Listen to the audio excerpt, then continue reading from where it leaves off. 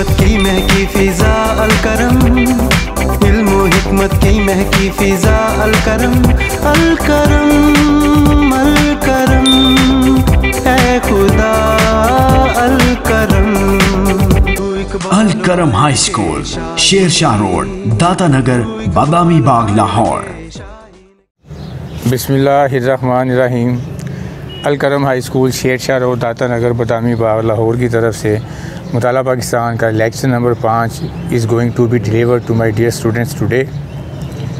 Last time we were discussing about Zia Bhutto and his reforms. उसकी reform Zia Bhutto के बारे में देखा कि कैसे उन्होंने नेशनलाइजेशन की बेटे पॉलिसी अपनाई और मुख्तलिफ बैंकों बीमा कंपनियों को तहवील में लेकर state life insurance corporation of Pakistan बना दी और मुख्तलिफ इंडस्ट्रीज़ पर को सरकारी तहवील में ले लिया गया। अच्छा, उसके बाद हमने देखा कि उन्होंने जो लेबर इस्लाहात की थी, मुझे याद है मैंने कल अपने बच्चों को बताया था कि भुट्टो साहब को दो तबक़ात का बड़ा फ़िक्र था, एक मज़दूर तबके का, एक किसान का, क्योंकि मज़दूर मईशत को सपोर्ट करते हैं और किसान ज़राअत को सपोर्ट करता है। If you have no bread what will you do, आप क्या करोगे? तो लिहाजा उनका ये ख्याल था कि these two classes are not given their proper rights according to their hard struggle. जितनी वो जिद्दोजहद करते हैं, मेहनत करते हैं, उनको उनका मुनासिब सिला, उनका मुआवजा नहीं दिया जाता। डेट्स वाई कि आते सारी जो पहले दो काम किए उन्होंने, एक तो लेबर इस्लाहात की, उसके बारे में कल हमने इन डिटेल देखा। Today we shall discuss about agricultural reforms. इस्लाह के बारे में मैंने अपने बच्चों को कल बताया था कि change to bring betterment for in the society, तब्दीली लाने के लिए जो एक बेहतरी लाने के लिए, तब्दीली कह रहा हूँ, बेहतरी लाने के लिए जो मुख्तलिफ़ किस्म की तब्दीलियाँ की जाती हैं ना, वो बेटे रिफॉर्म्स होती हैं। तो ये ज़रूरी इस्लाहात के हवाले से उन्होंने जागीरदारों ने कब्ज़ा कर रखा था, जागीरदारों ने कब्ज़ा कर रखा था और ज़ालमाना सलूक करते थे अपने मज़ार-ए-ऐन के साथ।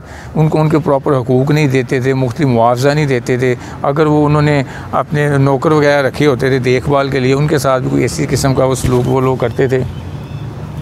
तो भुट्टो साहब ने ज़रूरी ज़मीन जो थी, जो कि काबिल काश्त ज़मीन थी, उसकी हद मुकर्रर कर दी कि no landlord is allowed to keep, इस हद से ज़्यादा कोई ज़िम्मेदार भी ज़मीन इससे ज़ायद नहीं रख सकेगा। हद मुकर्रर कर दी उन्होंने, और वो ये थी इनफरादी हद मलकियत 150 एकड़ नहरी। बेटे नहरी ज़मीन वो होती है जिसको इरिगेशन थ्रू कैनाल्स किया जाता है। जिन इलाकों में नहरें हैं वहाँ जो ज़मीनें हैं ना, उनको नहरी ज़मीनें कहेंगे। उसकी हद मलकियत थी 150 एकड़ नहरी और 300 एकड़ बारानी मीन के अदर देन कैनाल, नहरों के अलावा जिनके जो सोर्सेज है ना, बारिश वगैरह हो गई या ट्यूबवेल वगैरह के ज़रिए, वो बारानी ज़मीनें होती हैं।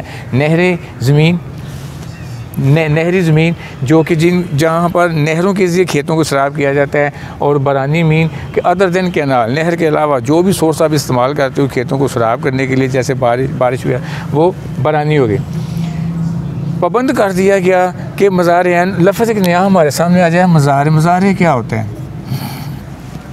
एक मज़ारे ये होते हैं बेटे, ग्रामर वाला मज़ारे है, मैंने अक्सर औक़ात आपको बताया है, ये ग्रामर वाला मज़ारे है। हमने ये मज़ारे देखा, इसकी जमा होगी मज़ार-ए-ऐन।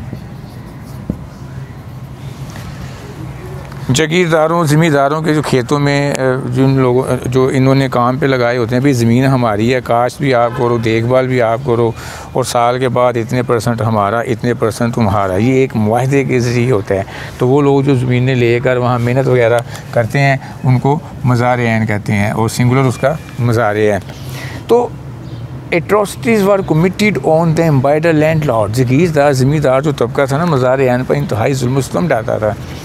मुनासिब मुआवजा तो नहीं देते थे उनको, इवन जो तय होता था ना, उससे भी ज़्यादा मुआवजा उनसे ले लिया जाता था। वो बेचारे कर कुछ नहीं सकते थे, बिकॉज उनके इतने वसाइल नहीं थे, उनके इतने सोर्सेज नहीं थे। तो ये चीज़ भी, क्योंकि भुट्टो बेसिकली ये वो लैंडलॉर्ड तो भुट्टो साहब भी थे, बहुत ज़्यादा ज़मीन थी, ख़ानदानी अमीर आदमी थे वो, तो उनको बेहतर पता था कि कैसा कैसा बुरा सलूक किया जाता था। इंसानियत उसके अंदर बसती थी, याद रखिएगा मेरी बात।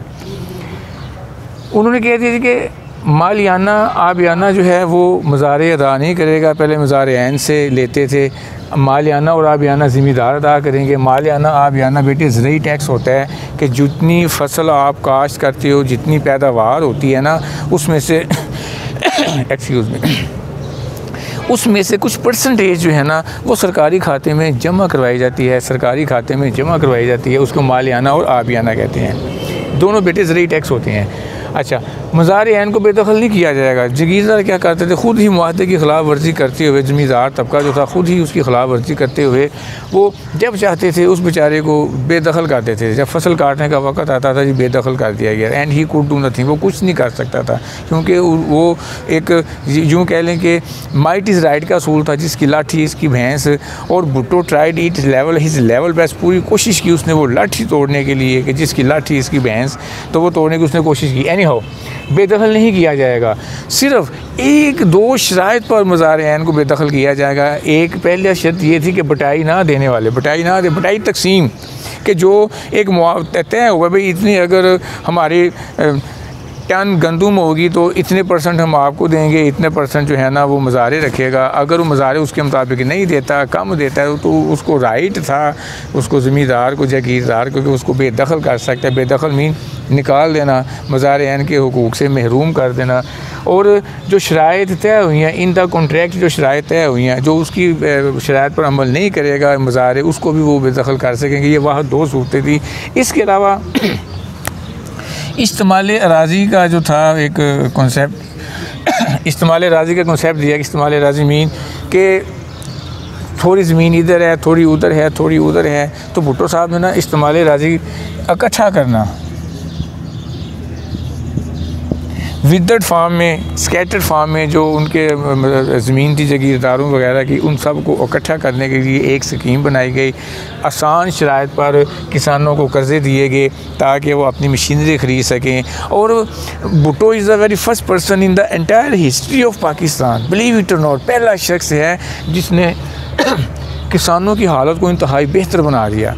उसने ये जो मैंने बताया ना कि जिन वो जागीरदारों के पास 150 एकड़ नहरी से ज़्यादा ज़मीन थी या 300 एकड़ बुरानी से ज़्यादा ज़मीन थी, उसने छीन ली ज़मीन उनसे ले ली और इंतहाई आसान कर्ज़ पर, इंतहाई आसान शराइत पर वो सारी की सारी ज़मीन जो थी भुट्टो साहब ने वो ये मज़ार ऐन वगैरह जो थे इनमें तकसीम कर दी गई। इसका बेटे फ़ायदा ये हुआ कि इनकी हालत ज़ार भी बेहतर हो गई। तो ये टॉपिक आपने तैयार करना है ज़रई इस्लाहात के उन्वान से।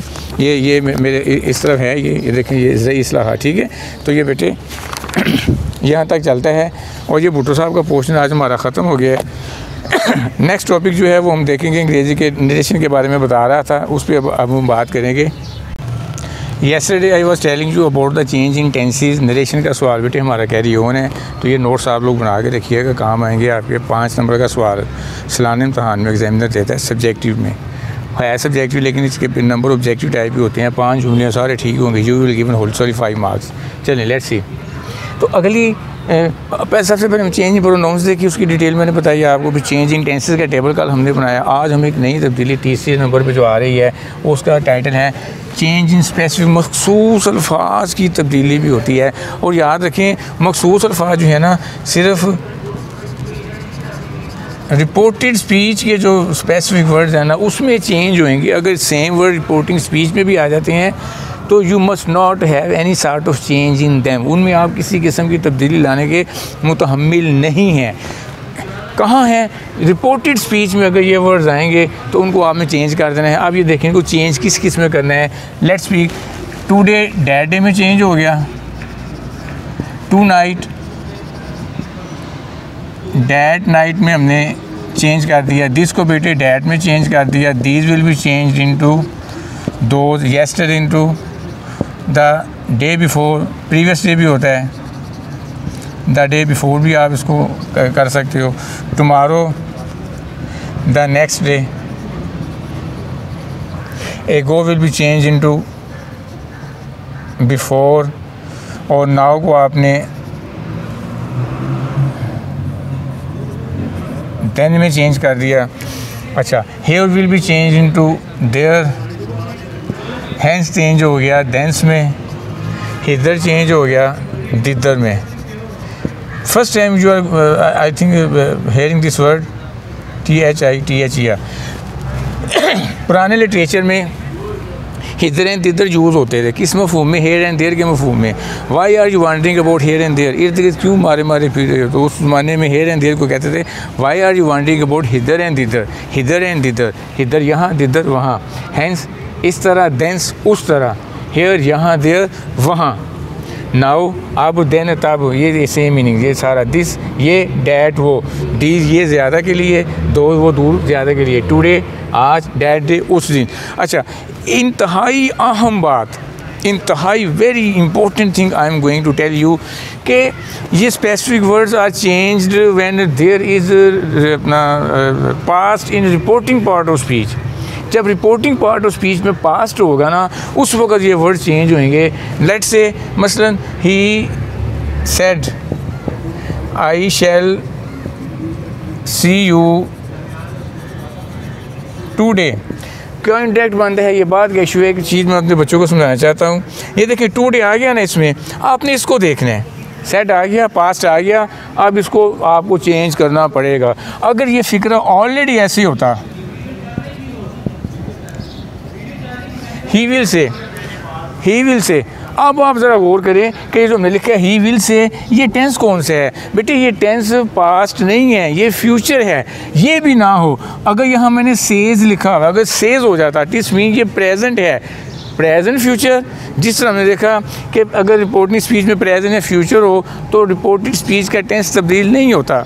इसी तरह अगर रिपोर्टिंग स्पीच में ये प्रेजेंट या फ्यूचर होगा तो बेटे स्पेसिफिक वर्ड्स भी तब्दील नहीं होंगे। आई रिपीट, अगर रिपोर्टिंग स्पीच में पास्ट होगा तब ये स्पेसिफिक वर्ड्स चेंज होंगे। ये मैंने टेबल बना दिया, आपको लिखवा दिया है। और अगर रिपोर्टिंग स्पीच में प्रेजेंट फ्यूचर होगा तो आप ये जो रिपोर्टेड स्पीच में जो स्पेसिफिक वर्ड्स आएंगे ये तब्दील बिल्कुल नहीं होंगे। जो बच्चा इनको तब्दील करेगा तो ऑटोमेटिकली वो जो है ना रिज़ल्ट उसका क्या होगा, इन क्वैश ऑफ मार्क्स, नंबर उसका क्या कीमती नंबर है, ध्यान रखिएगा। ठीक है जी, तो ये आप लोग देखें, अब लास्ट 2 तब्दीलियाँ रह गई हैं। इंशाल्लाह ताला I will try my level best to complete it on Monday. उसके बाद आपका प्रैक्टिस विल स्टार्ट। जाते जाते एक इंतहाई ज़रूरी बात, बेटे वक्त को ज़ाया होने से बचाएं। मैं डेली बेस पे कहता हूँ time and tide wait for none, वक्त एक कीमती आपके पास अल्लाह ताला की अमानत होती है और उसका एक लम्हा ज़ाया करना भी मुजरमाना ख़यानत है।